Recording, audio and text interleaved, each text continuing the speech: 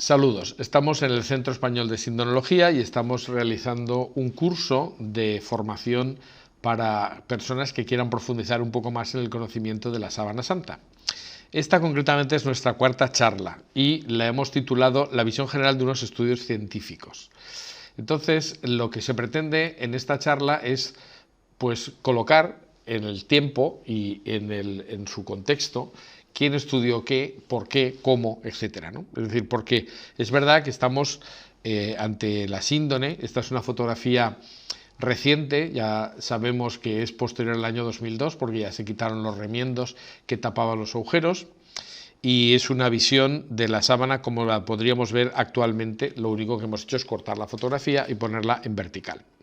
Pues bien, este objeto que tenemos aquí en nuestra presencia es uno de los objetos que, como os he dicho siempre, uno de los objetos más estudiados de la historia. Y desde luego, desde el punto de vista de la comparación con otro objeto arqueológico, pues no resiste ninguna comparación. Es probablemente la síndone el estudio, o mejor dicho, el objeto más estudiado.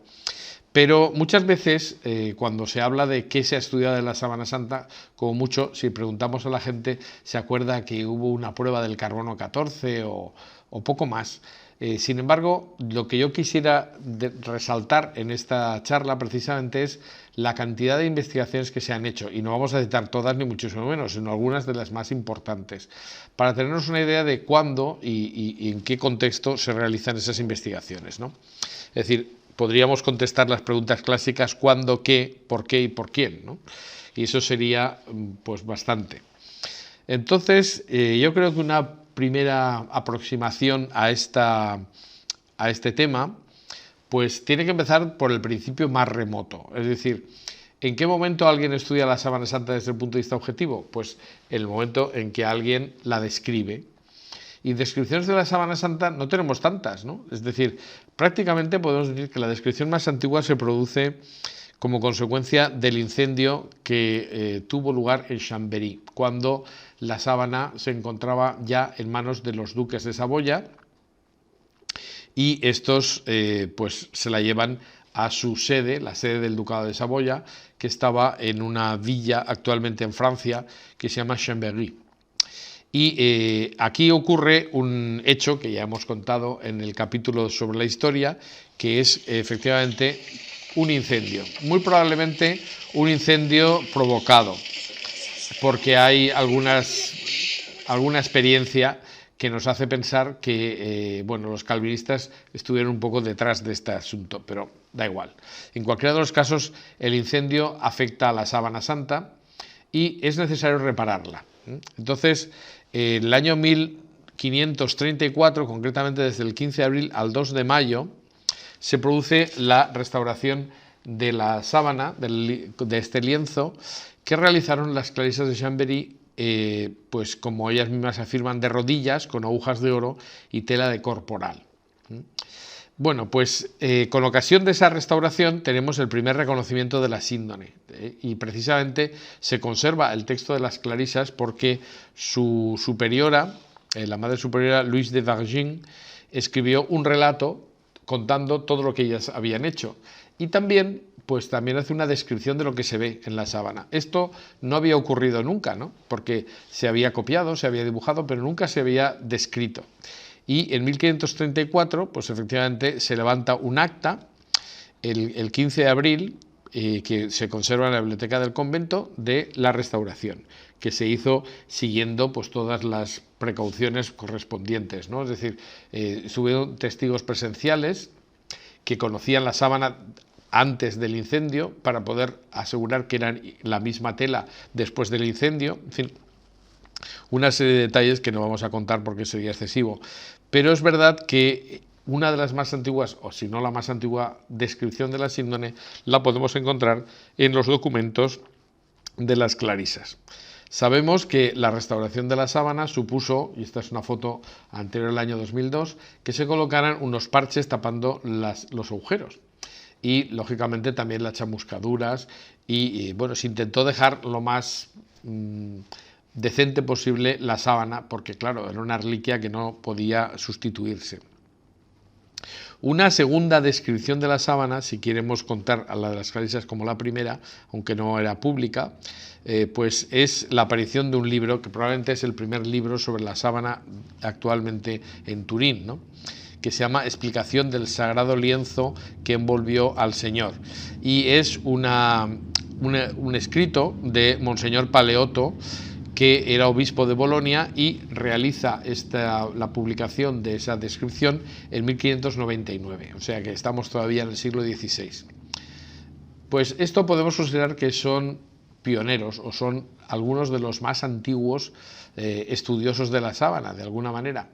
Pero realmente lo que es el estudio y la exposición, la explosión casi de investigaciones sobre la sábana santa se produce a raíz del hallazgo en 1898 de la negatividad de la imagen. Ya hablamos en su día de esto y simplemente pues vamos a hacer dos referencias en un minuto, ¿no? Es decir, es un año muy importante para los estudios científicos porque a partir del momento en que se puede reproducir la imagen, se puede tener una copia visible y se puede estudiar directamente la copia.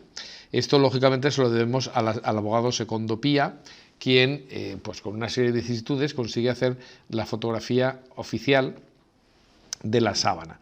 Y aquí tenemos pues la primera fotografía de la síndone, de la que hablamos en otra ocasión, y se puede ver concretamente cómo estaba el altar, con los ángeles, etc. Lo que realmente llama la atención y lo que realmente origina que la sábana no se considere simplemente una reliquia más, sino algo digno de estudio, es el que al ver el negativo fotográfico se puede apreciar que en ese negativo la imagen del hombre aparece como si fuera el negativo la fotografía del cadáver, es decir, se ve con absoluta precisión el cuerpo que fue envuelto en la tela. Eso es algo que nadie podía imaginar que iba a ocurrir y que evidentemente origina inmediatamente una gran polémica. Y esto es lo curioso y lo que quería destacar, ¿no? Es decir, es un hecho extraordinario que no tiene parangón. No había ocurrido nada parecido nunca hasta ese momento. ¿Y qué es lo que ocurre? Pues ahí se desata lo que se ha dado en llamar por algunos la controversia de París. ¿Por qué se llama así? Pues porque varios autores, varios investigadores que estaban radicados en la ciudad del Sena, pues se ponen a debatir en torno a la síndone. Pero lo más curioso es que nos vamos a encontrar que quienes están en contra a veces son, como por ejemplo este señor que tenemos aquí, el canónigo Ulises Chevalier, que se supone que era católico y que pues a priori parece que tiene que estar a favor de la autenticidad de la sábana. Pues no. Concretamente, este canónigo de París ya en 1899 manifiesta pues de una forma casi solemne que el lienzo es una pintura. Esta es una afirmación absolutamente gratuita y que no se sostiene en absoluto, pero en aquel momento pues eso causó un revuelo, ¿no? Es decir, cuando llega y se descubre que el negativo fotográfico muestra la imagen auténtica del hombre de la síndone, pues alguien se lanza a decir que eso es un cuadro, ¿no?, cuando precisamente lo que había quedado de manifiesto es que no lo era. Pero unos años después, el año 1901, ya el canónigo Chevalier publica un libro que se llama Estudio crítico sobre el origen del Santo Sudario, por la expresión francesa de Saint-Suaire, de Lirey-Chambéry-Turín. Hoy día se ha reivindicado por parte de quienes no creen que la sábana sea la sábana de Cristo esa denominación, el lienzo de Lirey-Chambéry-Turín. Y bueno, pues esto lo que hace es poner de relieve, pone de manifiesto la controversia que se origina cuando la sábana santa aparece en Francia, concretamente en 1356 aproximadamente, y en ese momento en el que se prohíben las ostensiones, etcétera. Esto que ya contamos en la clase correspondiente de historia. Pues bien, esto es un éxito rotundo, la primera publicación, y el año 1903 el canónigo Chevalier publica otro libro que se llama El autor de los bueno, es que no quería decirlo en francés, pero bueno, el autor del origen del sudario de Lirey con documentos inéditos. Esos documentos inéditos son que él aporta el memorándum de Pierre d'Arcis, es decir, se dice, bueno, no hay ninguna duda de que la sábana es un fraude porque ya un obispo en Lirey desacreditó la reliquia considerando que había conocido a quien la había pintado, ¿no? De ahí que él plantee, el canónigo, que la sábana es un cuadro. Pero repito, es una cosa muy curiosa porque ante un hecho extraordinario la reacción negando la evidencia pues es evidente. Sin embargo, la verdad es que le resultó muy cómodo o le resultó muy adecuado esto porque como consecuencia de esto le otorgaron la medalla de oro de la Academia de las Inscripciones y Bellas Artes y luego 2 premios, uno de 1.000 francos y uno de 8.000, es decir, que fue ampliamente recompensado por su objetividad. Lo más curioso es que en la otra parte de la polémica de esa controversia de París, pues se basa en las afirmaciones de un biólogo que era agnóstico, y además él mismo se reconoce libre pensador, y que era profesor de anatomía y zoología de la Academia de Ciencias de París y director del laboratorio Roscoff. Era el famoso Yves Delage. Yves Delage era una persona que efectivamente era un científico, no tenía ningún tipo de vinculación específica con el cristianismo, porque ya hemos visto que era agnóstico y además pues un poco no sería antirreligioso, pero desde luego no practicaba la religión católica ni mucho menos.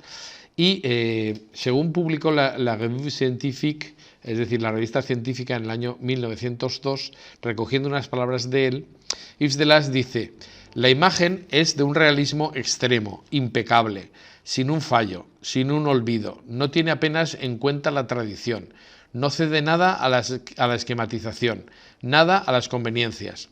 Estos caracteres no se encuentran en ninguna de las producciones iconográficas de aquella época y en grado tan absoluto de ninguna época. Es decir, él, desde un punto de vista objetivo, pues piensa que la sábana no se parece a una pintura y, por supuesto, si se tratara de una imagen del siglo XIV, de 1300 y pico, pues hay que ver cómo se pintaba, cómo se dibujaba en aquel momento, porque no estamos hablando de una reproducción del siglo XVI, ya de la época de Leonardo o por ahí, sino mucho antes, ¿no? Es decir, en la época del gótico o del románico, evidentemente nadie pintaba de forma realista, y esto no se parece en absoluto a lo que sería la imagen de la síndone. Bueno, pues por hacer un paralelismo con el caso del canónigo de Chevalier, las consecuencias que sufrió el profesor Delage fue, por una parte, que se publicó su comunicación en la Academia de Francia, donde él se presentó a hacer un estudio crítico de una investigación que había hecho un íntimo amigo suyo, este sí católico, que es el profesor Vignon. Entonces el profesor Vignon estudia la sábana y por simpatía, por conocimiento recíproco, el profesor Yves Delage decide presentar su libro en la Academia de Francia. Entonces, ¿qué ocurrió? Pues hubo un verdadero rifirrafe y concretamente cuando él terminó diciendo que él pensaba que la sábana era de Jesús de Nazaret, pues el secretario de la Academia le dijo: ese nombre que usted ha pronunciado no constará en el libro de actas de esta Academia. Y verdaderamente, pues eso, con un follón gordísimo, porque en aquel momento pues todo el mundo pensaba que iba a destrozar el libro, y lo que hizo fue decir que estaba bien, que en bases científicas adecuadas. Y pues bueno, pues la verdad es que el libro, la publicación de la Academia no recoge ese discurso, y se le conoce precisamente porque la revista científica pues recogió un extracto. Entonces, por supuesto, se le tacha de clerical, que parece ser un insulto gordísimo, y por otra parte, pues casi le cuesta el cargo, ¿no? Porque verdaderamente pues se originó, ya digo, una verdadera trifulca. Sin embargo, Yves Delage contestó diciendo en la Revue Scientifique, la revista científica: no he traicionado la ciencia ni he mentido a mis opiniones de libre pensador. El clericalismo o anticlericalismo no tiene nada que ver en este asunto. Y añade: yo reconozco a Cristo como personaje histórico y no veo razón alguna para que nadie se escandalice de que existan huellas tangibles de su vida, que están todavía huellas tangibles de su vida. Y más adelante dice una frase que hoy día podemos seguir diciendo perfectamente: si se hubiera planteado como algo referente a otra persona cualquiera, por ejemplo Sargón o Aquiles, o alguno de los faraones, a nadie se le habría ocurrido poner objeción alguna. Es decir, él piensa que la síndone, con lo que ha visto y lo que conoce de su amigo Paul Vignon, pues tiene suficientes credenciales como para ser tomada en serio. Esto, curiosamente, hoy día hay gente que ni siquiera le concede el beneficio de la duda, ¿no? Bueno, pues el íntimo amigo de Delage es Paul Vignon. Este era doctor en ciencias naturales, biólogo y profesor del Instituto Católico de París. Paul Vignon es uno de los primeros estudiosos de la síndone y verdaderamente pues, se conservan sus apuntes, como vemos aquí.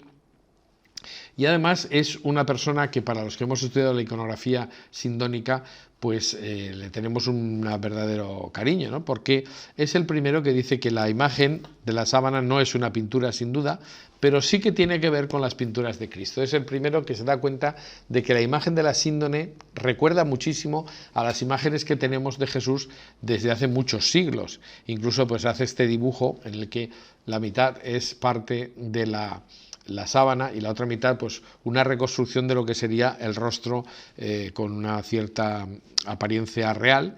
Y bueno, pues esto es un gran hallazgo, ¿no? Es decir, efectivamente se puede superponer lo que es la imagen de la síndone a las imágenes tradicionales de Jesús. Además, le debemos a Vignon que hace un estudio a partir de la sábana, fijándose en algunos puntos que se pueden encontrar en ella, y lo que hace es definir lo que se han dado en llamar también los 15 puntos del doctor Vignon. Él ve que hay una serie de puntos que aparecen en los iconos, en algunos iconos del siglo VI al X, que son muy llamativos porque no son normales, no son, pues son líneas donde parece que no tiene que haber líneas, por ejemplo, en el entrecejo o en el cuello, o en fin, en determinados aspectos de la imagen que se reproduce en los iconos, que no parecen que sean naturales ni puedan tener un origen natural, pero le llama mucho la atención que se reproducen en gran medida en muchos de estos iconos antiguos. Estos son pues 15 puntos que, bueno, pues vamos a citar rápidamente.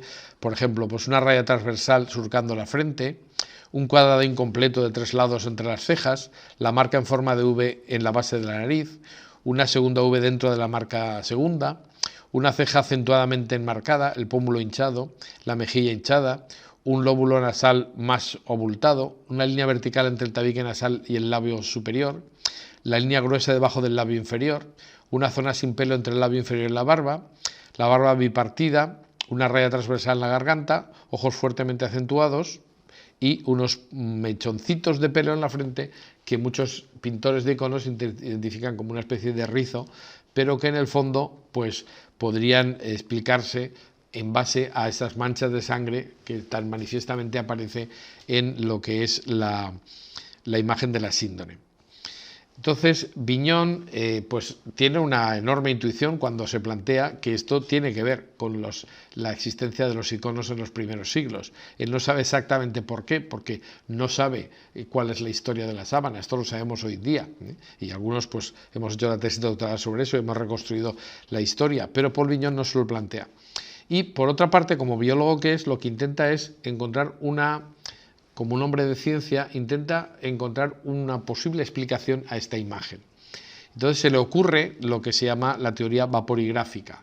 Es decir, él piensa que los sudores, el sudor del cadáver, mezclado con pues, los ungüentos que se hubieran utilizado para la conservación del cuerpo, habría originado unos vapores amoniacales que podrían ser el origen de la huella del hombre de la sábana. Y esto pues la teoría vaporigráfica se mantiene prácticamente hasta que en los años 70 del siglo XX pues se queda descartada, ¿no? Pero es cierto que después de la controversia de París, que hemos simplificado muchísimo, pero del que hemos hablado de estos 3 personajes, pues lo cierto es que empiezan a haber muchos estudios individuales, porque, como he dicho, el que la sábana tuviera una posible reproducción en una fotografía hacía que se pudiera ver habitualmente o mucho más tiempo, ¿no? Históricamente pues la sábana se exponía una vez, la gente la veía de lejos y más o menos se podía obtener algún dato o algún detalle, pero ahora al tener una reproducción fotográfica se podía saber con mucha precisión algunos de estos detalles. La verdadera fotografía, que es la base de muchos estudios científicos, es la que realiza Giuseppe Enri en 1931, en la ascensión siguiente a la de 1898. Las técnicas fotográficas han evolucionado mucho y el blanco y negro pues también tiene un carácter pues, de muchísima más precisión. Y no solamente se obtiene una buena fotografía de la sábana, sino también del negativo fotográfico. Entonces no hay más que ver que esta fotografía en blanco y negro es insuperable. Es incluso mucho mejor en cuanto a que te permite ver el blanco y negro con mucho más contraste, algunos detalles que en las fotografías en color actuales pues no se ven, ¿no? Bueno, pues efectivamente esta fotografía la hace Henry pues con ocasión, como ya contamos, con ocasión de una de las ostensiones de una boda de la familia real de Italia, y efectivamente pues tiene mucho éxito. Y bueno, pero eso ya lo contamos. Lo que nos interesa decir es que a partir de este momento pues hay muchas personas que empiezan a estudiar la sábana. Por ejemplo, es de destacar también los estudios del profesor Barbet, Pierre Barbet, que era doctor en medicina, cirujano jefe del Hospital de San José de París. Ya vemos que los primeros estudios están todos en el entorno de Francia, y había sido cirujano militar en las trincheras del Marne en la Primera Guerra Mundial, y pues tenía bastante experiencia en lo que eran heridas de guerra y bueno, pues una serie de traumatismos que no son habituales en la vida cotidiana, ¿no? Entonces él publica en 1932 un libro en francés que se llama Las 5 llagas de Cristo. En el año 36 uno más amplio que se llama La pasión de nuestro Señor Jesucristo según el cirujano. Y en el año 1965 ya se traduce al italiano, publicándose en Padua La passione secondo un chirurgo, es decir, la pasión según un médico, según un cirujano, exactamente igual. Pero Pierre Barbet no se limita a observar y describir, sino que él también hace algunos experimentos. Algunas de las fotografías de Barbet pues son realmente conmocionantes, ¿no? Porque una de las cosas que hizo fue utilizar cadáveres para ver qué pasaba cuando se crucificaba una persona, porque claro, esto no es muy común encontrárselo por la calle. Y bueno, pues él hace algunas, como estamos viendo en la fotografía, algunas experiencias, ¿no? Coloca a un crucificados, ve precisamente a él se debe el hallazgo de que un clavo en la palma de la mano hubiera roto, porque una persona de unos pues 80 kilos produce 90 kilos de tracción en cada uno de los clavos, y lógicamente pues eso es mucho peso como para que no se rompa la mano. Esto es lo que dice Barbet, y es el primero que lo dice. Y además pues se da cuenta de que los orificios de los clavos en la sábana no están en la palma de la mano, sino más arriba, es decir, en la zona del carpo. También a él se le debe el encontrar un punto que llama el espacio de Stott, aunque el espacio de Stott no está descrito en la medicina habitual, ¿no? Y muchos forenses nos dicen que el espacio de Stott es un invento de Pierre Barbet, pero bueno, él utiliza esa expresión para decir que hay un punto en el cual pues, un clavo podría ceder, hacer que los huesecillos del carpo cedieran o dejaran un hueco suficiente como para colocar un clavo. De Barbet pues podemos citar alguna de sus frases que realmente es importante, ¿no? Y es que también es un hombre de ciencia, aunque sea católico, y él lo que dice es literalmente: creo firmemente que este lienzo ha envuelto el cadáver de Jesús, pero matiza: creo en ello como creo en la gravitación universal y en el peso, creo como se cree en una verdad científica porque cuadra con todos nuestros conocimientos. El lienzo está lleno de misterios, dice más adelante, y dudo mucho que los científicos futuros lo descubran alguna vez completamente. Bueno, pues no sé si eso es una intuición de Barbet, pero la verdad es que tiene razón, porque como el propio Juan Pablo II dijo, pues es un reto a la inteligencia la sábana, y no sabemos si alguna vez encontraremos cuál es el truco, ¿no? O cuál es la explicación de una imagen semejante.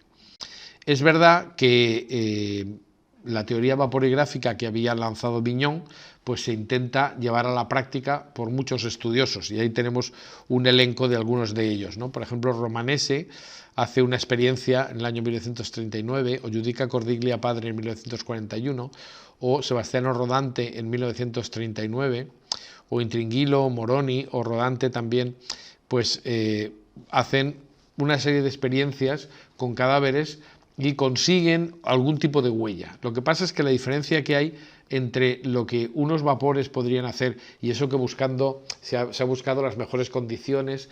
Por ejemplo, yo sé que Sebastiano Rodante hace una serie de experiencias en las catacumbas de Siracusa y efectivamente pues él obtiene algo que pueda ser una huella. Esto de forma natural no se ha conseguido nunca una huella así, pero vamos, buscando la obtención de una imagen, pues la verdad es que se esfuerza todo lo posible y se consigue algo. Lo que ocurre es que la diferencia que hay entre la imagen de la Sábana Santa y alguna de estas es abismal. Una de las cosas que llama mucho la atención es cuando se conoce una verdadera fotografía o un escaneado de la sábana, porque la diferencia es enorme. Es verdad que algunas veces se publican fotografías que son, sobre todo antes de la época digital, pues había fotografías que eran fotografía de fotografía de fotografía y pasaba como con las fotocopias, que una fotocopia de una fotocopia de una fotocopia al final iban deformando la imagen y aparecían pues manchurrones, ¿no? Pues algo parecido, si no se tenía una buena fotografía, se podía comparar con lo que se estaba obteniendo en estas experiencias. Pero la verdad es que cuando se ve realmente la suavidad, el carácter mórbido, como dicen los italianos, de la fotografía, de la imagen, ese carácter suave de las marcas, pues hay una diferencia enorme. Bueno, continuando un poco más adelante, podemos decir que efectivamente empieza, en los años 30, empieza la época de los congresos. Es decir, cuando ya hay muchos investigadores que se dedican a estudiar la sábana a nivel particular, pues lógicamente pues, surge la necesidad de publicar y de poner en común estos hallazgos. Entonces, en el año 1939, estamos casi ya en la Segunda Guerra Mundial, se produce en Roma una reunión, bueno, en Turín primero, una reunión que es un congreso nacional italiano de estudios sobre la Sábana Santa. Este pues tiene algunas aportaciones y algunos de los investigadores que han estado investigando por su cuenta pues las presentan a ese congreso. Posteriormente se produce la Segunda Guerra Mundial y entonces, después de la Segunda Guerra Mundial, hay un primer Congreso Internacional de Sindonología que tiene dos sedes, una en Roma y otra en Turín. Y en este congreso pues también se van presentando una serie de avances. Pero dijéramos que casi una consecuencia de todo esto es la aparición de una institución que va a acompañar los estudios de la síndone desde poco tiempo después. Concretamente es el año 1959. El 18 de diciembre de 1959 se produce la inauguración del Centro Internacional de Sindonología. Y esta es una institución que surge dentro de una cofradía, la Confraternidad del Santo Sudario. Y dentro de esa confraternidad del Santo Sudario pues se crea una especie de sección de investigación científica que es el Centro Internacional de Sindonología. Esta novedad pues permite que se empiecen a aglutinar y publicar conjuntamente pues una serie de publicaciones que era necesario que pasaran una cierta criba, ¿no? Y aparece la revista Sindon, que está especializada aunque en el tema de la sábana, aunque se subtitula Medicina, Historia, Exégesis y Arte. Bueno, aquí tenemos la fotografía de la primera del cuaderno número 1. Sindon todavía existe, aunque se ha refundado, mejor dicho, varias veces. E incluso el Centro Internacional de Sindonología recientemente ha cambiado de nombre y ahora es el Centro Internacional de Estudios Sindónicos, ¿no? o de la síndone, que es simplemente una matización. Ahora es una entidad que se ha separado de su origen religioso y totalmente ya es una asociación que no tiene ninguna vinculación con ninguna cofradía, ¿no? Aunque sigue teniendo la protección del Arzobispado de Turín. Seguimos avanzando y entonces ya estamos en los años 60 y en 1969 se produce algo nuevo, que es la aparición de lo que se va a llamar también de una forma un poco teatral, la Comisión Secreta de 1969. Eso fue una iniciativa del cardenal Pellegrino de Turín que se planteó, pues ya que había una serie de estudios individuales, si no se podía hacer un estudio colectivo de la sábana, si no se podía averiguar realmente algo sobre el lienzo, ¿no? Puesto que lo que se estaba obteniendo era muy significativo. Y vamos a ver una serie de fotografías de ese hecho, precisamente porque en su momento se ocultaron, ¿no? Porque se hizo con el más absoluto de los secretos. Aquí tenemos, por ejemplo, pues el momento en que se abre la celda, dijéramos, donde se guardaba la sábana en el altar de Bertola, y pues con los tres candados, las 3 llaves, pues se sacó con el permiso del ex rey de Italia, que entonces ya en el año 69 estaba en el exilio, y bueno, pues sin que nadie se enterara, movida por sacerdotes, se lleva a pues un apartamento, concretamente dentro del arzobispado de Turín. Se habilita un lugar para poder colocar la sábana en vertical o una mesa en horizontal. Y efectivamente se estudiará en las propias, aquí dicen las dependencias del Palacio Real, pero yo creo reconocer que esa es una de las salas del arzobispado de Turín. Entonces deduzco que más bien hay un error en el texto. Pues bien, se llama en aquel momento a los expertos italianos que se considera pues más avezados en el tema, y son 10, no 12 hombres sin piedad como en la película, sino 10 caballeros y una dama, por tanto 9 caballeros y una dama, que tratan de hacer un estudio que les encarga el cardenal, que pretende que sea multidisciplinar y concluyente. La verdad es que no fue ninguna de las dos cosas. Y muchas veces, pues simplemente las fotografías nos dicen la verdad. Cuando ves la expresión que tienen algunos de los científicos, vemos claramente que no se esperaban encontrar lo que encontraron, ¿no? Porque yo no sé si eran muy escépticos o no, pero lo que la sábana muestra cuando se ve de cerca es desconcertante. Yo que personalmente pues he vivido en un mundo, bueno, mi padre era catedrático de la Facultad de Bellas Artes, pues estoy acostumbrado a diferentes procedimientos pictóricos y tal. Cuando la verdad es que ves las copias de la sábana y lo burdas que son estas copias, por muy buenos que hayan sido los pintores, y ves el original, pues te quedas sorprendido, porque aquí no hay líneas, no hay contornos claros. Incluso existe un fenómeno que se llama la inhibición neural lateral, según la cual cuando uno acerca mucho la visión a una imagen que no tiene contornos nítidos, pues la verdad es que se difumina y no ves nada, ¿no? Pues eso se ha dicho de la sábana. Yo tengo la experiencia de haberla visto a un palmo de distancia y también es cierto que la tenía muy metida en mi cabeza y sabía lo que estaba viendo en cada momento. Pero pues la verdad es que lleva confusión. La gente que no ha visto nunca esta imagen a veces no la ve porque no termina de entender qué es lo que está viendo. Bueno, pues como decía, los científicos debieron quedarse muy sorprendidos porque sus gestos son clarísimos, ¿no? Es decir, hay sorpresa, hay desconcierto en estas miradas, ¿no? Y por otra parte, no creo que la apariencia de estos señores pues nos demuestre que fueran personas que estuvieran acostumbradas a remangarse y a ponerse a trabajar, ¿no? Es decir, ahí vemos que están todos muy puestos como en un acto social. También es verdad que en la época, pues el año 69 no es la actualidad, y hoy día se va mucho más informal, pero lo cierto es que sus investigaciones no llegan a ningún punto. Es decir, muchas veces se dice que los científicos del año 69 no obtuvieron ninguna conclusión.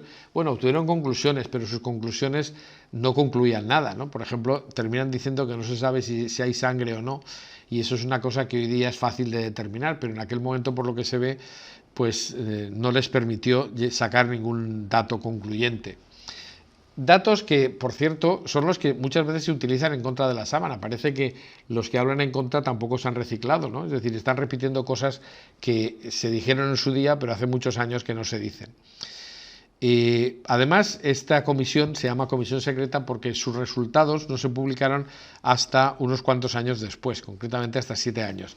En 1976, el cardenal Pellegrino pues, hizo públicas que se habían hecho estas investigaciones, y se hizo una publicación, pero ya digo, muy decepcionante, porque prácticamente no se concluye nada. Un momento que coincide, no obstante, el año 69 de la comisión secreta, para que, si en la comisión estaba el profesor Giudica Cordiglia padre, se hicieran las fotografías que dijimos en su momento por Giudica Cordiglia hijo, que era fotógrafo y que tomó las primeras fotografías en color, de las que ya hablamos en su momento. Sin embargo, pues también en el año 1973 se presentan estas fotografías y con ocasión de esa presentación se trae a Turín a un experto, un perito de la Interpol, que era el profesor Max Frey. Era en aquel momento muy famoso porque había investigado la muerte del secretario general de la ONU, que había muerto en extrañas circunstancias, y era un hombre de bastante fama. Bueno, era suizo y Max Frey es llamado para identificar el proceso, o mejor dicho, para autentificar las fotografías de Giudica Cordiglia hijo de 1969 y comprobar que efectivamente lo que estaba fotografiado se correspondía al original.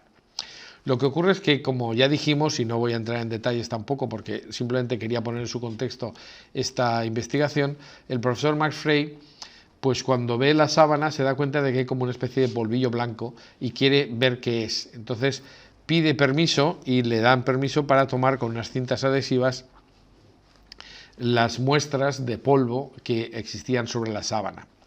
Esto le va a llevar a él, pero ya lo explicamos también, pues a que esas cintas adhesivas que tienen granos de polen que él cree identificar, pues le lleva a recorrer los lugares donde según la historia habría estado la sábana santa y comparar con otros polenes de plantas de la zona. Y efectivamente el resultado que él obtiene en aquel momento es que hay una inmensa mayoría de plantas que son halófitas, es decir, que son propias de países desérticos, pero el problema que tiene es que él no puede concretar, como ya explicamos, si son de la misma especie en muchos casos, ¿no? Porque necesitaba un microscopio electrónico que no utilizó solamente un microscopio óptico. Pero bueno, quería simplemente poner en contexto pues el estudio de Frey. ¿Por qué Max Frey de repente se pone a estudiar la sábana? Bueno, pues porque va a hacer otra cosa y aprovecha. También en el año 73 pues se cortó un trocito de tela que terminó en manos del Instituto de Tecnología Textil de Gante, donde estaba el profesor Raes, el doctor Raes, quien, como dijimos también en su momento, descubre que en este trocito hay fibras de algodón, que él considera que son una contaminación porque entiende que la sábana es de lino puro y que esas fibras de algodón pues, pueden ser de algún forro, de alguna cosa así. Pero no deja de ser significativo porque este trocito está inmediatamente al lado donde años después se cortó para hacer la prueba del carbono 14. Por eso, pues un dato importante es que justo en la misma zona había fibras de algodón, como también se descubrió posteriormente en el año 2009 y, bueno, mejor dicho, en el 2005 se publica por el profesor Ray Rogers. Y eso es significativo porque puede alterar la prueba del carbono 14, como ya dijimos. Pero si queremos hablar de la investigación de la sábana, los que realmente han realizado una investigación, podemos decir multidisciplinar, amplia y con abundantísimos resultados, que además se traducen en un montón de publicaciones en revistas científicas, son los miembros del equipo STURP. El equipo STURP es un grupo de científicos norteamericanos, sobre todo, que en un momento determinado pues, se interesan por la síndone. Lo cual, pues pensando que muchas veces la sociedad americana es muy autorreferente y que no suelen conocer mucho sobre la historia europea, pues es muy llamativo, ¿no? Es decir, ahí siempre hay un factor humano al que luego me referiré. Pero es verdad que la creación del STURP está en un momento que viene precedido por una serie de investigaciones de científicos, concretamente en este caso de la medicina forense, que en eso en Estados Unidos pues hay grandes mentes, que se ponen a estudiar las fotografías de la sábana y entonces empiezan a ver que hay signos, marcas, contusiones, hinchazones, etcétera, que son reconocibles por un patólogo, por un forense. Uno de los que lleva la voz cantante en este aspecto es un médico forense de Los Ángeles, en California, que es el doctor Robert Buckling. Robert Buckling pues es, dijéramos, uno de los científicos que populariza en Estados Unidos el estudio forense de la síndone y hará que haya una serie de publicaciones en revistas especializadas de medicina en Estados Unidos sobre la naturaleza de la imagen de la síndone, pero sobre todo desde un punto de vista de lo que piensa un cirujano o un forense, ¿no? El doctor Robert Backlund dice, y vamos a citar alguna frase suya también, dice: sea cual sea su origen, disponemos de información suficiente para afirmar que las imágenes son anatómicamente correctas. Esto, claro, para un médico forense es muy importante porque muy difícilmente encontramos en representaciones artísticas antiguas pues una corrección anatómica, porque no se tenía mucho conocimiento sobre esto. Entonces, que aparezcan heridas reales y deformaciones reales, etcétera, pues esto es muy significativo. Entonces, esto es lo que a él le llama la atención. Dice: sus características patológicas y fisiológicas son claras y reflejan unos conocimientos médicos ignorados hace 150 años. Es decir, él no entra en cuál es el origen de la impronta, pero dice que esa impronta se corresponde a un cuerpo real. Entonces era necesario hacer un estudio de la impronta, de la huella de la sábana, y como digo, se produce cuando se crea el equipo STURP. Hay un factor humano que es importante en este aspecto, y es que hay uno de los dos científicos, concretamente el que vemos de pie, que van vestidos de militares porque eran miembros de la Academia de Ciencias de las Fuerzas Aéreas de Estados Unidos en Colorado Springs. Son los doctores Jackson y Jumper, quienes se implican en un momento determinado. Jackson es el presidente del STURP y Eric Jumper es el vicepresidente, y ellos pues se ponen a estudiar la sábana, pero lógicamente aquí el alma mater es realmente el profesor John Jackson, que todavía vive. Entonces, John Jackson, este es católico, conocía la sábana santa porque su madre pues, le hizo llegar una fotografía de la síndone, y él se había quedado muy impactado con esa imagen, y según nos contó, él siempre había querido estudiar la tela, pero claro, no había posibilidad de que nadie pues le dirigiera un estudio de una cosa que estaba a miles de kilómetros de su ámbito personal. Entonces John Jackson, incluso pues siendo físico, quiso hacer la tesis doctoral sobre la sábana santa, pero no había tampoco quien le dirigiera esta tesis, y pues la verdad es que siempre la había tenido como un objeto de su interés, pero nada más. La oportunidad de estudiar la sábana se produce cuando ve la posibilidad de acercarse a científicos que pueden aportar información nueva sobre la síndone. Y para eso tenemos que hacer referencia a que John Jackson, conoce que el Jet Propulsion Laboratory de Pasadena, que es una instituto dependiente de la NASA, pues ese Jet Propulsion Laboratory de Pasadena estaba en la carrera espacial, y además había iniciado hacía poco con la propia NASA el programa de exploración de Marte. En esta carrera espacial pues se crean muchísimas de las técnicas que hoy día se utilizan por todos los humanos, ¿no? Pero hay un montón de tecnología que es necesario desarrollar para la carrera espacial, y entre ellos aparecen las fotografías digitales, que son una verdadera novedad. Entonces, una de las fases de ese programa de exploración de Marte consistía, estamos hablando de 1976, que se lanza una sonda espacial, que es concretamente la que aparece en la fotografía de color blanco, es la Vikingo 2. Entonces la Vikingo 2 se dedica a fotografiar, a tomar imágenes digitales de la superficie de Marte, pero son fotografías que luego están procesadas por un analizador de imagen y analizadas por un ordenador.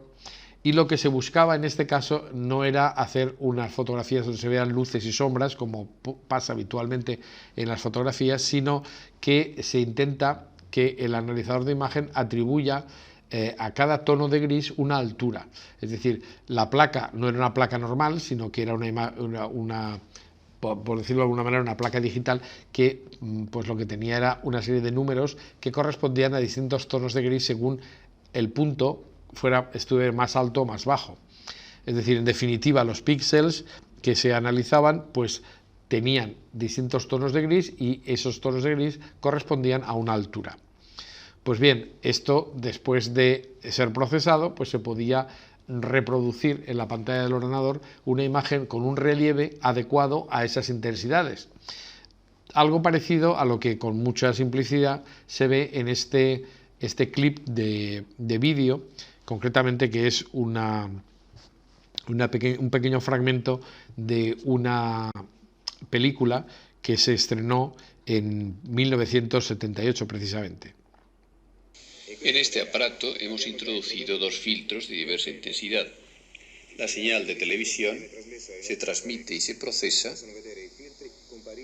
y se puede ver sobre el monitor.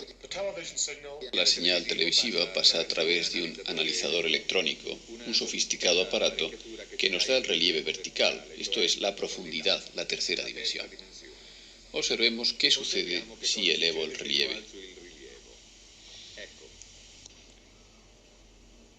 Como se ve, los diferentes tonos de color de la imagen son traducidos por el analizador para proporcionar un relieve vertical, proporcional a la intensidad de los tonos claro-oscuro.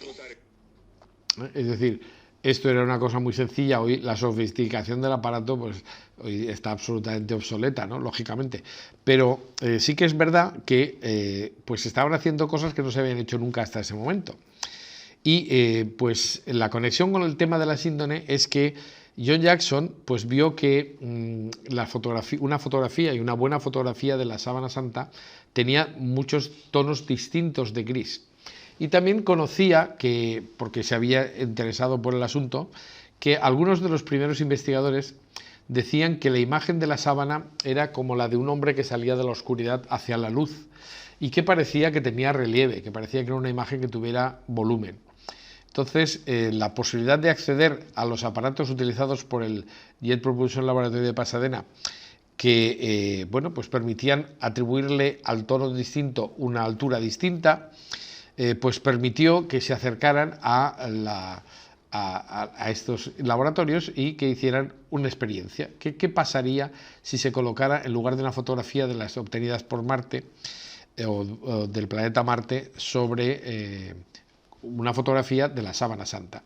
Y concretamente pues utilizaron una fotografía de toda la sábana y por otra parte una fotografía del rostro. Entonces, como hemos visto, lo que hace el VP8 es traducir a una imagen en relieve los distintos tonos de gris. Entonces, si esto se hace con una fotografía normal, en la que lo que se ve son claros y sombras que vienen producidos precisamente por un foco de luz que siempre existe más o menos, pues lógicamente las sombras aparecerán hundidas o salientes, pero según como queramos, pero está claro que las deformaciones son evidentes y manifiestas.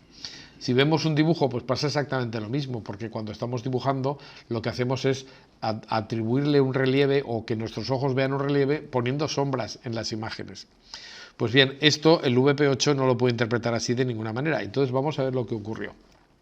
Esta es una fotografía mía, normal, de la que mi madre estaría muy orgullosa. Ahora la pongo bajo la telecámara y se regula la máquina exactamente como ha hecho antes mi compañero con los cuadrados. También ustedes reconocerán que hasta mi madre tendría dificultades para identificarme. Una fotografía normal registra solo las variaciones de la luz y no da ninguna información sobre la distancia que media entre la máquina fotográfica y el sujeto fotografiado. Ahora, bajo la telecámara pondremos la fotografía de la sábana.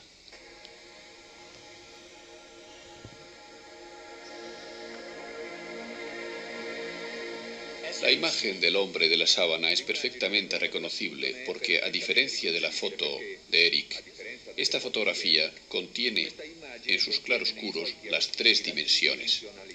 El analizador lee en la sábana la distancia entre el cuerpo y el lino que lo cubría y que ha recogido su huella. Bueno, es decir, no sé si se ha entendido mucho lo que ellos hacen, pero en definitiva lo que hacen es que cogen una imagen en dos dimensiones, la pasan por un procedimiento que no está hecho para nada para fotografías normales, sino que lo que hace es que mide distancias y a continuación en la pantalla del ordenador aparece como si hubiera distintas distancias, según el tono de gris de cada punto, pues una imagen en relieve que tiene las distorsiones mínimas, es decir, mientras que comparando una fotografía normal en este mismo aparato, pues las distorsiones son enormes. En el caso de la sábana, pues aunque evidentemente el ordenador le atribuye pues distintas alturas y pues le pone relieve también a los agujeros, a los remiendos, a las quemaduras, a las arrugas, a pesar de todo lo que es la huella central, pues tiene un volumen que es compatible con un cuerpo en tres dimensiones. Y esto es verdaderamente sorprendente, ¿no? Porque esto excluía la posibilidad de que la impronta estuviera hecha por contacto. Y me explico. Es decir, si nosotros tenemos un voluntario o un sujeto y le colocamos una tela encima del cuerpo, la tela únicamente tocará los puntos salientes del cuerpo. Es decir, si fuera una imagen hecha por contacto, solamente tendríamos parcialmente la huella. Igual que si vemos un niño que pone una mano sobre un cristal, no se queda marcada toda la mano, se quedarán solo los salientes, las yemas de los dedos, y según se apriete más o menos, se conseguirá más o menos huella. Pero si se aprieta mucho, lo que se ve es una imagen plana, con una única intensidad. En el caso de la sábana, pues por ejemplo, la zona del rostro, que es la zona del cuerpo con más volumen, pues no es que se vea solamente la punta de la nariz, es que se ven también los laterales. Y las distintas intensidades de la nariz se ven porque, siendo imposible que la tela haya tocado completamente la superficie de esta nariz, cada punto es más claro o más oscuro precisamente según la distancia del lienzo al cuerpo, ¿no? Bueno, pues esto está claro, ¿no? Cuando se coge un sujeto y se coloca una sábana o se mide, pues se puede ver que hay una relación matemática exacta entre la intensidad de la huella de cada punto y el relieve del cuerpo. Quiero decir, y esto es una forma de explicar quizá un poco mejor lo que he dicho de palabra, ¿no? Es decir, si tenemos un lienzo apoyado sobre el perfil de la nariz, el contacto solamente se produce en las capas más salientes, pero es impensable que aparezca toda la nariz reflejada, como ocurre en la sábana, y con distintas intensidades. Bueno, pues, en fin, el VP8 incluso, pues, en algunas fotografías distingue la intensidad de la parte interna de la parte externa del labio, ¿no? Por ejemplo, entonces hay una serie de detalles que nos permiten, pues, admirar qué es lo que está pasando. Y eso es precisamente lo que hizo que un montón de científicos que no habían oído nunca hablar de la sábana santa, se cuenta que cuando Eric Jumper fue reclutado por John Jackson, este simplemente le dijo: ¿te interesaría estudiar la sábana de Turín? Y el otro dijo: ¿la qué de dónde? O sea, no sabía ni qué era la sábana ni dónde estaba Turín, ¿no? Pues eso es así. Es decir, ¿por qué todos estos científicos se dedican a estudiar la sábana? Pues porque les interesa. ¿Y por qué les interesa? Porque encuentran un reto, ¿eh? Tan es así que en el año 1977, marzo del 77, realizaron en Albuquerque, en Nuevo México, en Estados Unidos, un simposio científico para poner en común lo que habían obtenido, porque efectivamente empiezan a investigar, empiezan a estudiar este tema y se dan cuenta de que, bueno, pues de que es muy interesante, ¿no? Incluso de este congreso surge la determinación de plantear el estudio directo de la sábana santa. Eso entonces era casi imposible, ¿no? Porque la sábana santa, recuerdo que estaba en manos de un ex rey de Italia que tenía la llave, se necesitaba el permiso de la Santa Sede, se necesitaban una serie de autorizaciones que no era fácil conseguir, pero ellos contactan con el padre Rinaldi, que es de Turín y que tiene los contactos adecuados y que facilita muchísimo las cosas. No obstante, nunca nadie había estudiado, fuera del efecto fallido de la Comisión Secreta del 69, la sábana, pero ahora se planteaba hacer un estudio en serio, es decir, con un equipamiento importante que había que trasladar a Turín y había que llevar una serie de, bueno, un protocolo perfectamente delimitado, que es lo que se iba a hacer en cada momento, con ensayos, etcétera. Pues todo eso lo ponen en marcha. Es decir, ya en el congreso, ese congresillo que hacen en Nuevo México, pues por ejemplo se presenta como una novedad la tridimensionalidad de la imagen, en este caso traducida con cartón acanalado, que es cortado por un ordenador. Entonces esto era una novedad absoluta y llamaba muchísimo la atención que un ordenador pudiera hacer estas cosas.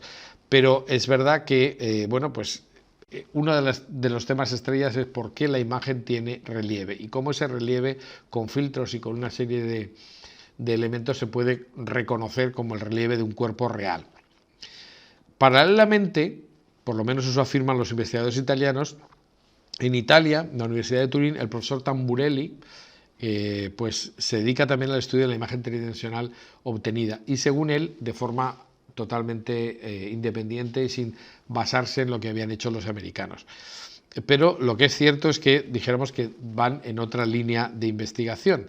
Lo que intenta Tamburelli, con ayuda del profesor Nello Valosino, que ahora es un importante personaje del Centro Internacional de Sindonología de Turín, pues intentan, utilizando diversos tipos de filtro, hacer una reconstrucción lo más exacta de lo que tendría que ser el rostro, eliminando las deformaciones propias de la imagen, ¿no? Es decir, bueno, pues esto no se podría hacer en absoluto si no hubiera una base, y efectivamente se consigue.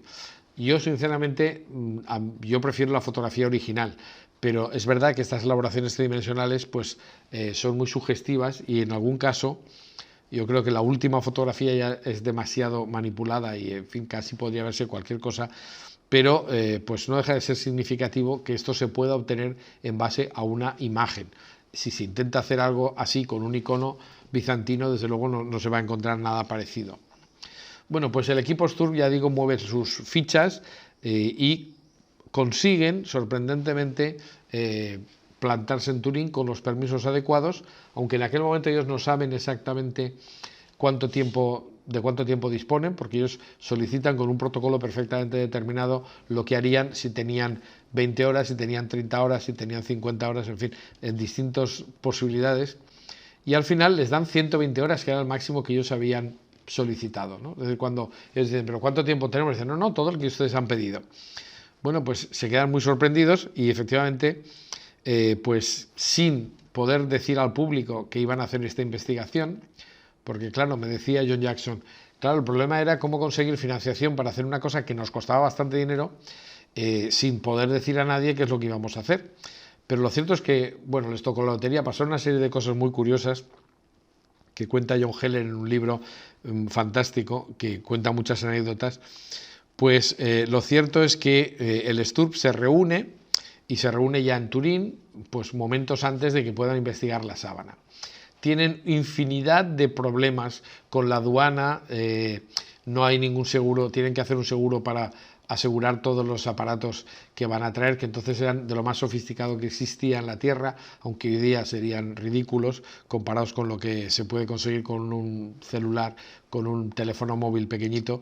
Pues claro, hay mucha más tecnología en un teléfono móvil que en todo esto que ellos movieron, pero para aquel momento era absolutamente algo pionero. Entonces, efectivamente, pues como digo, consiguen los permisos, se reúnen en Turín. Al principio pues quieren ensayarlo todo, pero no pueden porque está todo bloqueado en la aduana. Por fin, después de muchos dimes y diretes, y bueno, pues incluso la amenaza de al correspondiente policía de finanzas, que le dicen, bueno, si esto no se puede hacer, supongo que será usted el que vaya a salir a dar la cara para explicar por qué se ha impedido que se haga una investigación en Italia. En fin, bueno, una serie de cosas muy divertidas que es muy curioso oírlas contar a Barry Schwartz, que habla de estas cosas habitualmente porque es testigo presencial de ellas. Pues lo cierto es que estudian la síndone y tienen pues el tiempo que quieren, ¿no? Cuando se trata de por fin trasladar todo el material, se encuentran que hay una huelga de transporte, tienen que acudir a un camión que se ve que era prácticamente un camión de la basura para llevar toda esta maquinaria, y se plantean, bueno, pues se plantan, mejor dicho, con 72 cajas, con 8 toneladas de material en el Palacio Real de Turín, que nunca nadie se había imaginado semejante cosa, ¿no? Pero efectivamente ellos llegan y traían, entre otras cosas, pues una mesa basculante y una serie de aparatos para poder desarrollar las investigaciones que tenían que realizar y que habían ensayado. El equipo Sturm estaba formado por 33 investigadores. Esto siempre se dice que si hay un número esotérico en eso, pues bueno, parece ser que fue pura causalidad o pura casualidad, no lo sabemos, pero lo cierto es que eran pertenecientes a distintas instituciones científicas de Estados Unidos. Y yo sí que quiero resaltar, porque esto da un poco el nivel de los participantes en la investigación, que dijéramos el núcleo central de esos investigadores lo formaban miembros del Laboratorio Científico Nacional de Los Álamos, que es un laboratorio de ciencias de referencia en Estados Unidos porque es el laboratorio donde se inventó la bomba atómica, ¿no? Y aquí hay 9 de los 33 científicos pertenecían al laboratorio de Los Álamos. Junto a ellos pues hay especialistas en distintas ramas y a veces pues simplemente verdaderos estudiosos de la síndone como Jackson y Jumper, o pues de laboratorios de fotografía diversos, ¿no? porque sobre todo lo que ellos querían hacer eran pruebas de espectrografía y espectrofotometría, como vamos a ver. Como he dicho, se traen una mesa basculante que consiguieron traer exprofeso de Estados Unidos, que también les planteó sus problemas, porque cuando se iba a utilizar se dieron cuenta que se había oxidado y entonces necesitaron colocar una de estas telas metalizadas que se utilizan a veces para, bueno, concretamente de las que utilizaba la NASA. Y bueno, pues por eso tiene un fondo, que ahora veremos en alguna foto, un fondo así dorado, pero bueno, simplemente era porque se dieron cuenta de que había algo que había fallado y se había mojado o se había deteriorado la superficie, y claro, para no manchar la sábana, para no deteriorarla, pues intentaron pues llevarlo con la máxima asepsia y la mejor pulcritud posible. Bien, como digo, la sábana estaba en ostensión, ellos pueden ver la sábana como la ven las personas que iban a la Catedral de Turín, expuesta, pero cuando acaba la ostensión, por fin, a través de los pasillos del Palacio Real de Turín, pues se lleva a unas dependencias especiales que les había reservado al equipo americano.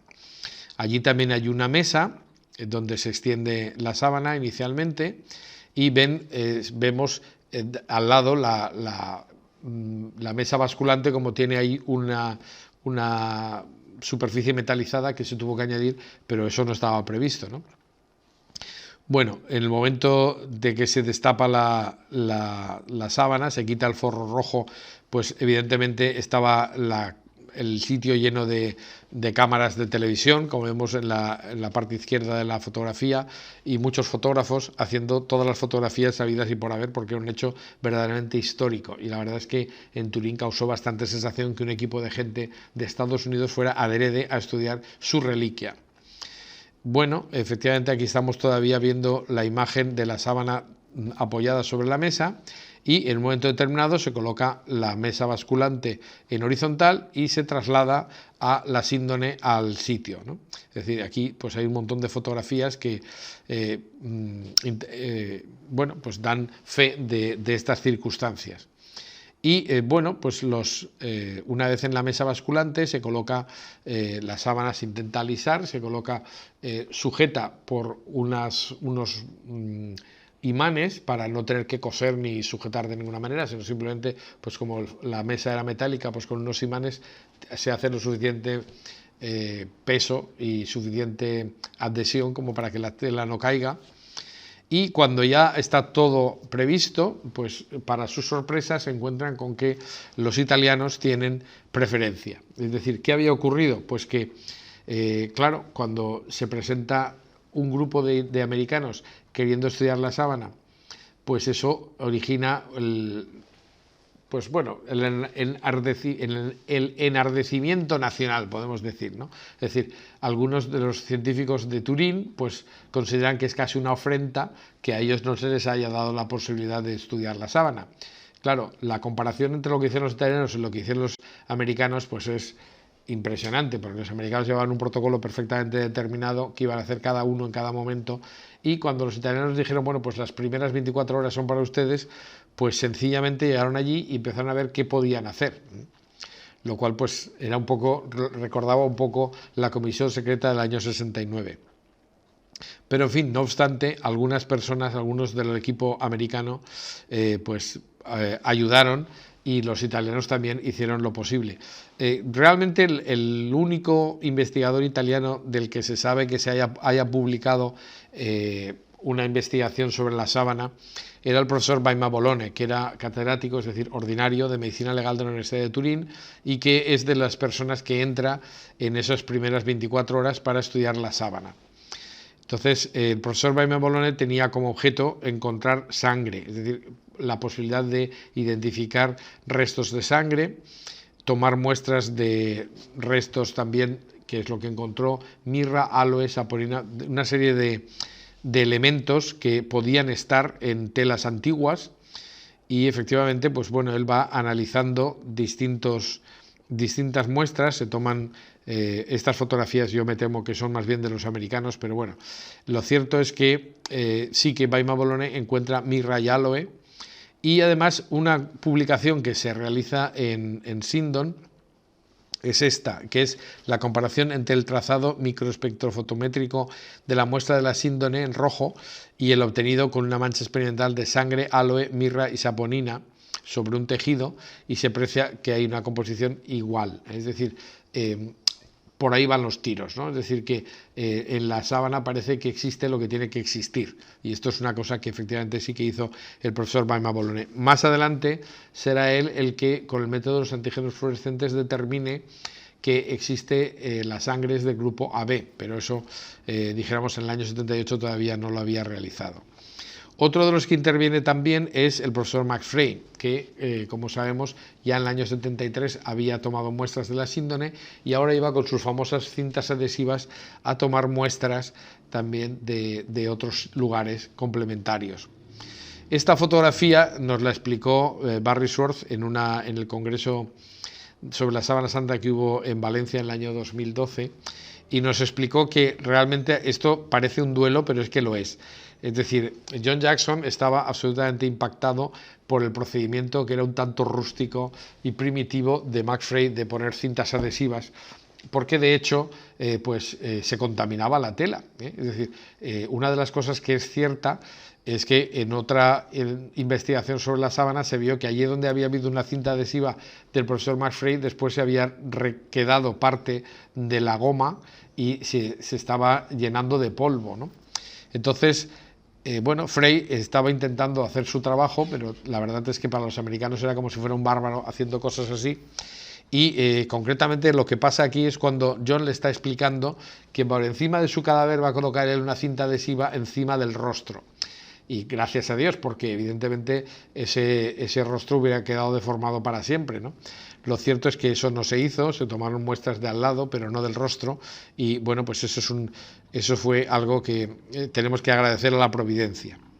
Otra de las cosas que se hizo en las primeras horas fue levantar, descoser los forros, porque la sábana tenía varios forros, aparte de un forro de la que llaman la tela de Holanda, había un forro rojo y un forro negro que cubrían la sábana, y el forro negro estaba perfectamente cosido por el Beato Malfré en el siglo XVII.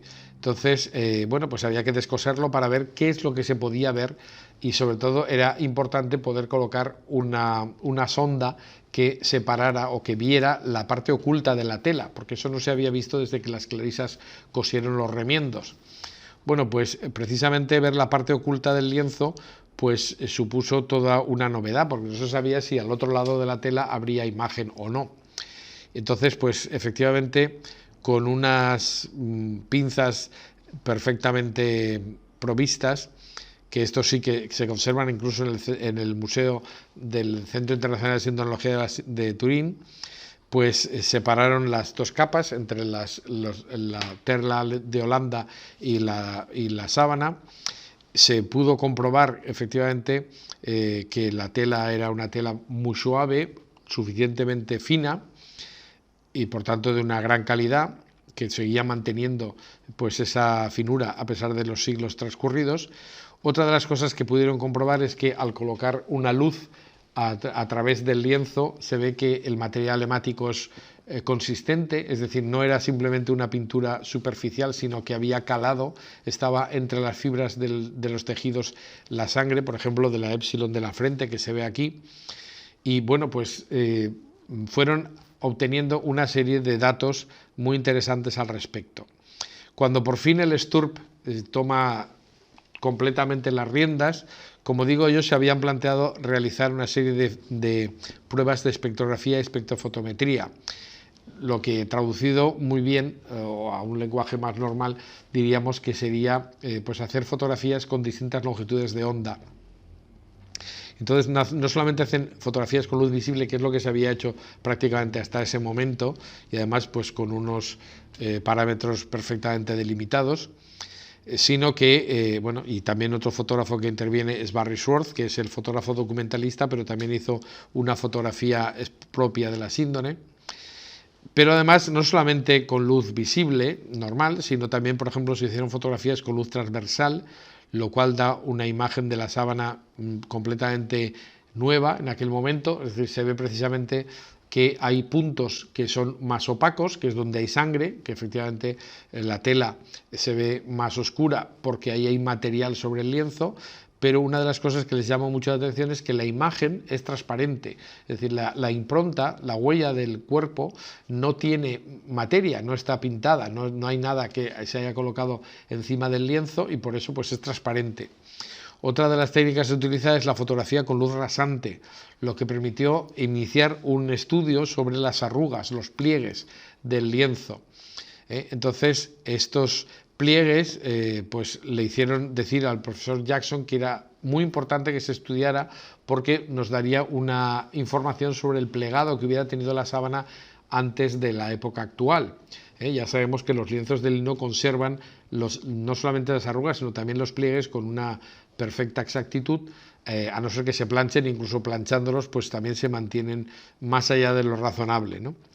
Bueno, sobre todo se hacen muchas macrofotografías o microfotografías, depende de cómo se quiera llamar, de detalle, ¿no? Entonces, una de las cosas que llama mucho la atención es que la imagen de la sábana, como he dicho, no tiene ningún tipo de materia que la forme. Si comparas lo que es una imagen o simplemente te acercas a un cuadro pintado, pues por poco que sea la técnica pictórica, siempre se añade algún tipo de material. Y aunque sean acuarelas o lo que sea, pues se ve siempre los rasgos del pintor, los rasgos de la pintura, en fin, todas estas cosas que estamos acostumbrados a ver, que en la sábana no aparecen. Es decir, se ven zonas donde entre las fibras hay suciedad. Por ejemplo, en la zona de los pies se encuentran restos de tierra que tienen la misma composición que la de Jerusalén, según se ha publicado en 3 revistas científicas. Pues la zona de la imagen lo que muestra es que simplemente algunas de las fibras más superficiales han cambiado de color. Se ve claramente que hay zonas quemadas, zonas chamuscadas, las marcas del agua son claras también en algunos puntos, pero curiosamente el agua no ha emborronado el dibujo, la impronta, y esto, pues por ejemplo, pues para el profesor Ray Rogers, pues es determinante, ¿no? Yo le he oído decir en un vídeo que para él lo que más le llamó la atención fue eso, ¿no? Es decir, que es muy difícil que una tela se moje y no se corra la pintura o el colorante que sea. Es decir, que hay una serie de datos que se podían extraer de las distintas experiencias que hacen y también de las fotografías de detalle. Toman muestras de hilos y fibras con y sin imagen. Para eso llevaban pues unos aparatos especiales, ¿no? Encuentran que hay fibras degradadas que son las que forman la huella, pero es una degradación de la celulosa que no sabemos qué es lo que la ha producido, y se intentan quitar ese color pardo amarillo de los hilos, no pueden eliminarlo de ninguna manera. Otra de las cosas que realizan es un mapa de la síndone, es decir, se llevaron una tela, no una tela metálica, sino como una reja muy, muy amplia, en el que con una serie de cuadrados pues se podía determinar en una fotografía en qué cuadrante estaban en cada momento, ¿no? Esto lo vemos muy bien, por ejemplo, en la fotografía de rayos X, donde se ven las líneas de ese pequeño enrejado que permitía conocer en qué momento estaban, en qué punto estaban de investigación de la sábana, en qué lugar, ¿no? Por tanto, se hacen también fotografías con rayos X, se fotografía con antorchas de luz ultravioleta, y la luz ultravioleta, por ejemplo, permite conocer detalles que no se ven a simple vista, ¿no? Es decir, se potencia muchísimo la imagen y se ven pues cosas que a simple vista evidentemente no se ven. También se hace imagen digital de falso color, la fluorescencia al infrarrojo del rostro o de distintas partes de la tela, y en total lo que hicieron fueron unas 12.000 fotografías científicas y de detalle. También se tomaron muestras de los distintos elementos contaminantes que se pudieron encontrar, no solamente McFray, también los americanos, y así, pues por ejemplo, se puede descubrir que encontraron restos de tejido epitelial de varón, es decir, que es restos de piel, lo cual indica que esto ha tenido un cadáver real. Se encuentran partículas de madera, por ejemplo, en la zona de la nuca. Hacen algún escaneado digital de la imagen y tratamientos de falso color. Toman un hilo para hacer una datación con carbono 14, que no sabemos si realmente se llegó a hacer o no. En fin, y pues obtienen una serie de conclusiones. La materia de las conclusiones las veremos en la charla siguiente, porque es precisamente determinar qué es la sábana.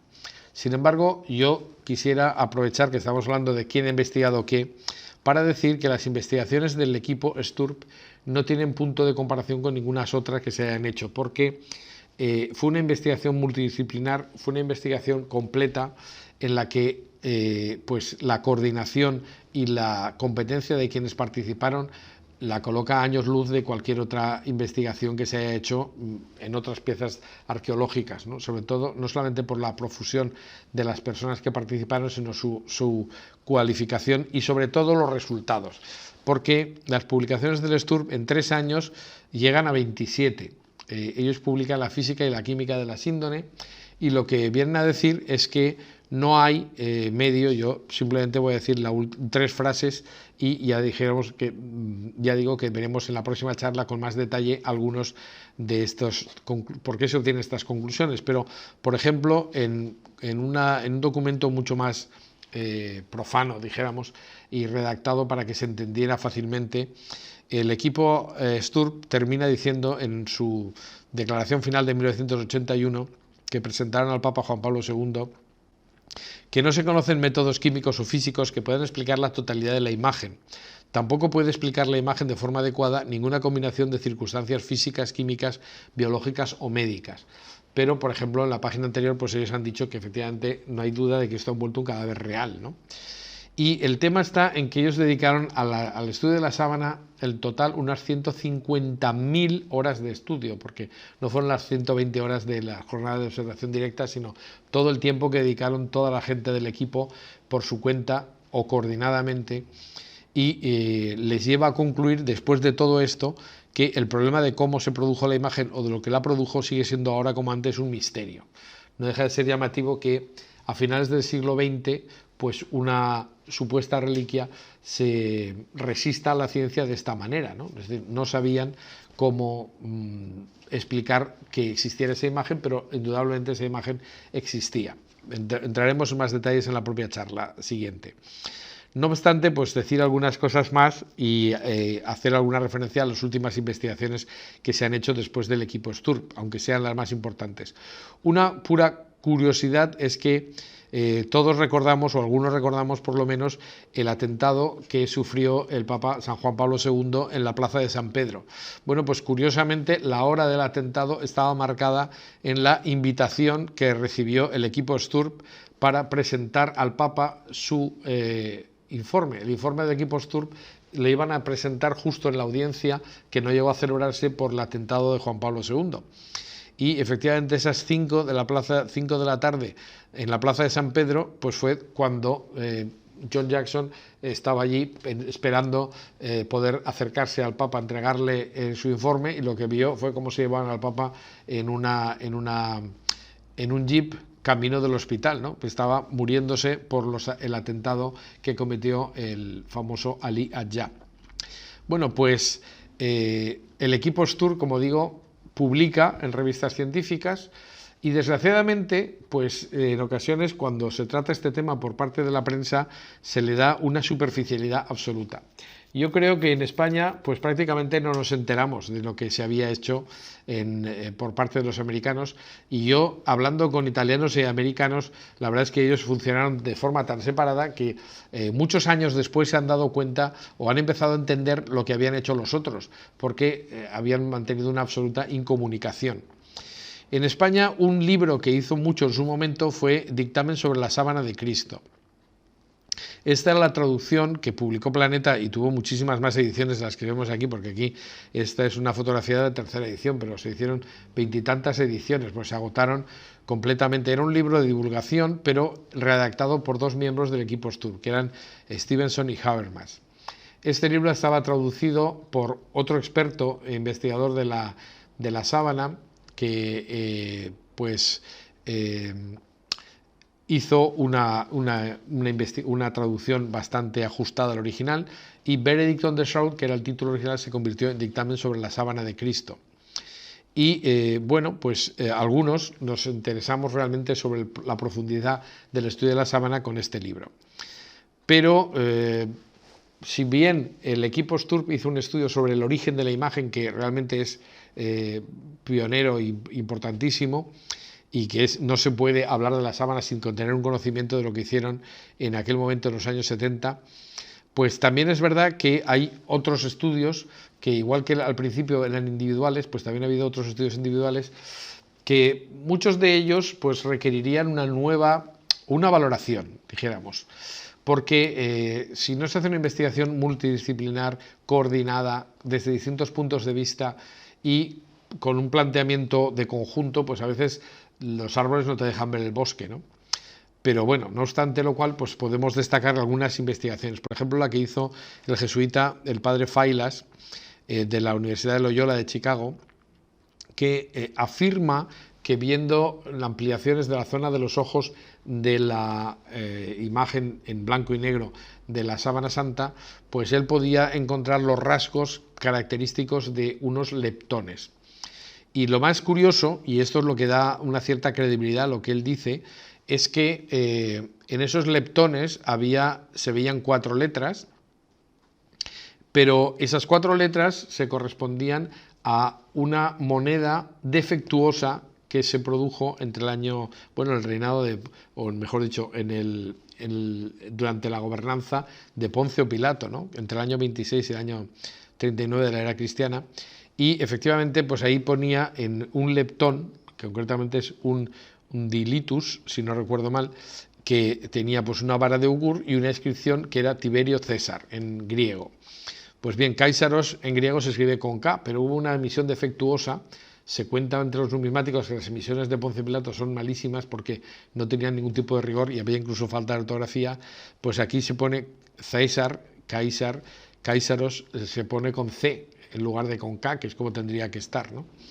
Y bueno, pues según el profesor Failas, o el padre Failas, en realidad los 2 salientes que parecen verse en la imagen del VP8 en relieve del rostro, pues se corresponderían a 2 monedas, 2 pequeñitas monedas.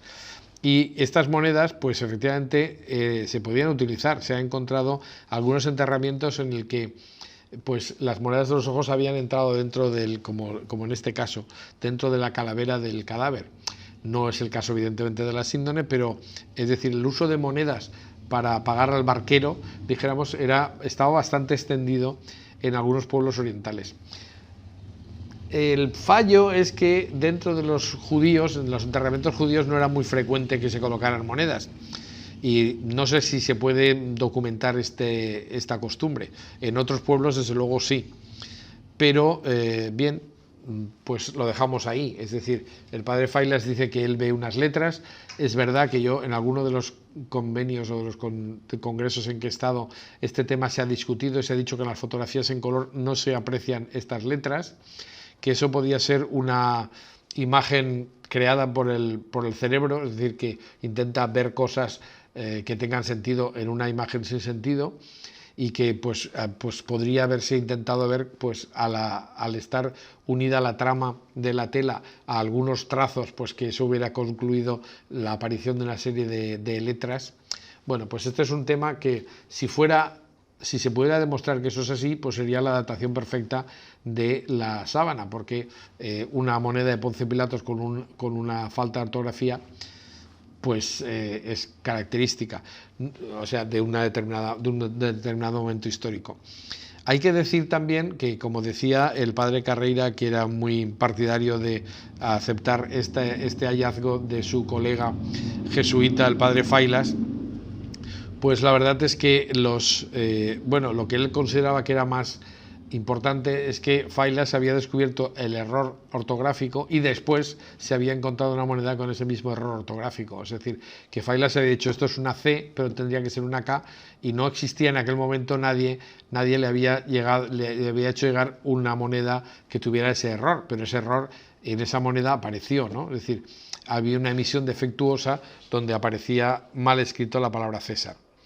Por supuesto, la investigación más importante o que más trascendencia mediática ha tenido es la prueba del carbono 14, de la que hablamos profusamente en una charla precedente, y por tanto no voy a plantear nada. Simplemente decir que la prueba del carbono 14 en cierta medida ha eclipsado todas las demás, que se trata de una forma excesiva por parte de los medios de comunicación, como si fuera la única investigación, que cuando la propia comunicado oficial del cardenal Ballesteros dice que el origen de la imagen está inexplicado, los periodistas que no se han enterado de que hay un estudio muy amplio del origen de la imagen no le dan ninguna importancia y piensan que es una pintura o un cuadro, cuando eso estaba perfectamente determinado que no era así, y además publicado en una gran cantidad de revistas científicas.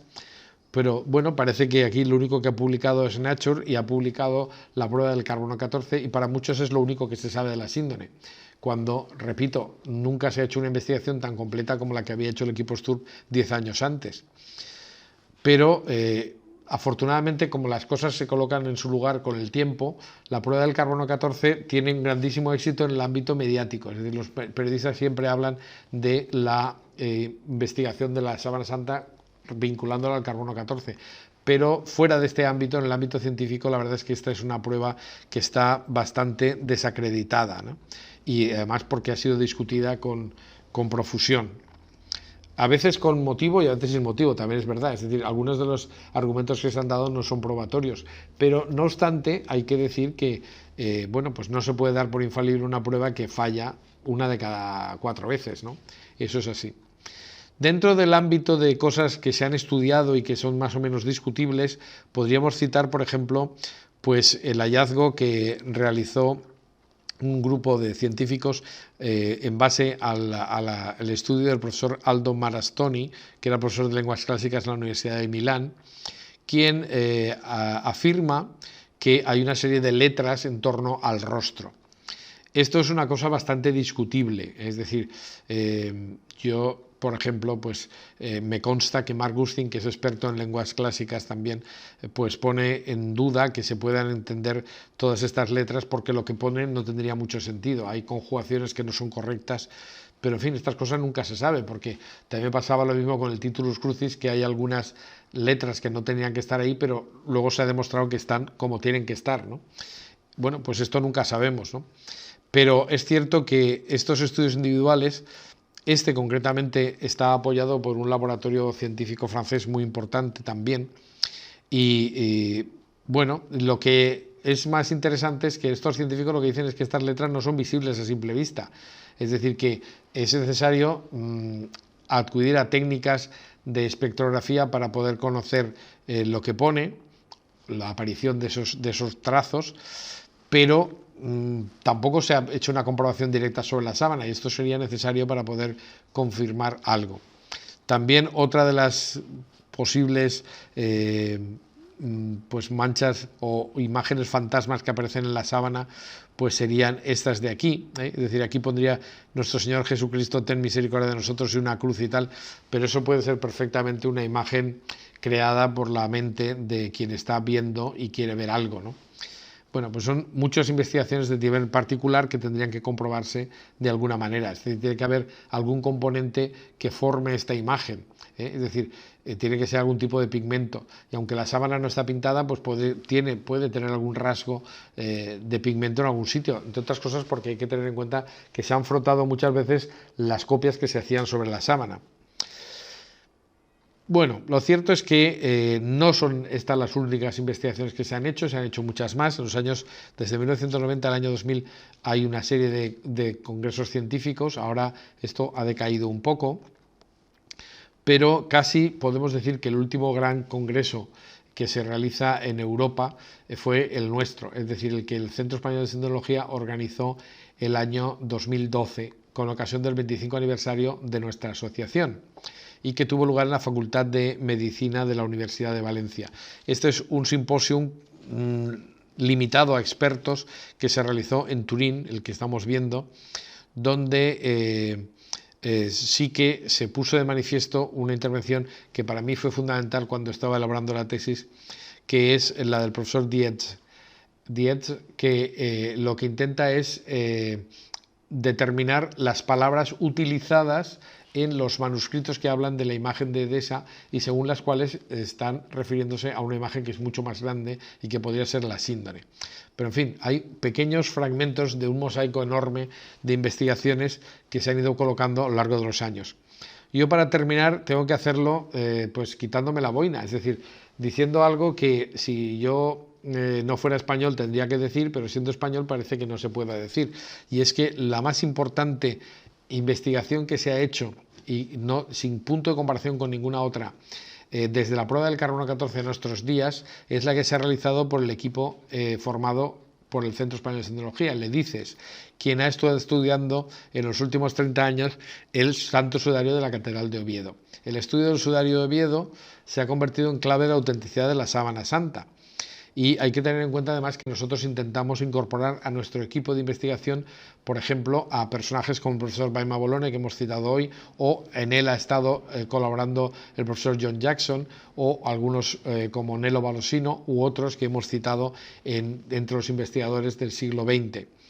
En esta investigación que en España se ha realizado, pues cabe destacar por una parte la parte del equipo de medicina legal que dirigió el doctor Villalain hasta el año, bueno, desde el año 1990 hasta el año 2012, y después en este momento tomó el relevo el profesor Sánchez Hermosilla, que es médico forense y profesor de antropología y genética forense de la Universidad Católica de Murcia, y que continuó los estudios del doctor Villalain, pero las aportaciones han sido muy diversas. El estudio del Sudario de Oviedo requiere lógicamente una charla distinta y mucho más amplia, pero no quería terminar sin decir que efectivamente los resultados de la investigación del Sudario de Oviedo nos hacen pues manifestar sin ninguna duda de que estamos ante la misma persona, es decir, las coincidencias morfológicas y de todo tipo que encontramos entre el hombre de la sábana y el hombre del sudario, y por otra parte el hombre Jesús de Nazaret, pues son mucho más que casualidades, ¿no? Sabemos muchas cosas. Bastaría ver la superposición que realiza el profesor Miñarro, que para esto ha sido una verdadera aportación genial, porque ha sido capaz de plasmar en 3 dimensiones algunas de las cosas que era difícil de explicar por otros métodos, ¿no? El rostro de Jesús en base a la Sábana Santa, y después completado con el rostro del hombre de la síndone y el rostro del hombre del sudario, y la correspondencia entre los regueros de sangre, la morfología del rostro, las heridas, la coincidencia de todas las heridas en el desarrollo de toda la cabeza entre la sábana y el sudario, en fin, todo eso nos hace pensar que evidentemente la sábana solo puede haber tenido un punto de coincidencia con otro lienzo que es el Sudario de Oviedo, y tenía que ser en origen, es decir, por tanto, muy probablemente las 2 reliquias que se atribuyen a Jesús se corresponden a Jesús de Nazaret, y ahí tenemos pues toda una investigación que complementa, y si no fuéramos españoles y se le diera la publicidad que se le tendría que dar a este tema, pues lógicamente pues es una forma de desbancar la prueba del carbono 14, es decir, si el Sudario de Oviedo está en España desde el siglo VII y corresponde a heridas idénticas a las que están en la Sábana Santa, la Sábana Santa no puede ser del siglo XIV. Eso es evidente y no hay más que pensar. Entonces, esta investigación es una investigación paralela, pero que es fundamental y probablemente, como digo, es la más importante que se ha realizado.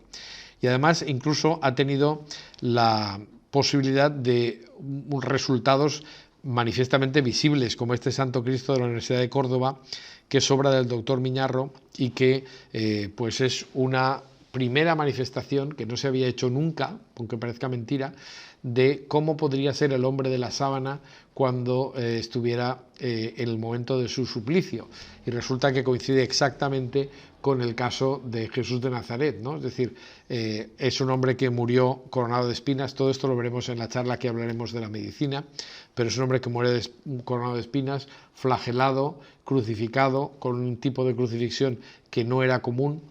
Bueno, pues todo esto nos lleva a pensar que las investigaciones sobre la sábana pueden ir por caminos completamente nuevos en un futuro, y que habrá otras generaciones que seguirán estudiándola, y yo no sé si realmente alguna vez, como decía Paul Vignon, se podrá conseguir darla con la clave de el porqué de la Sábana Santa, ¿eh? Quizá todos pasemos a mejor vida antes de que lleguemos a una conclusión. Pero si no, bueno, pues sí que es verdad que este es un tema apasionante que merece un estudio profundo como el que estamos realizando. Pues hasta la próxima charla.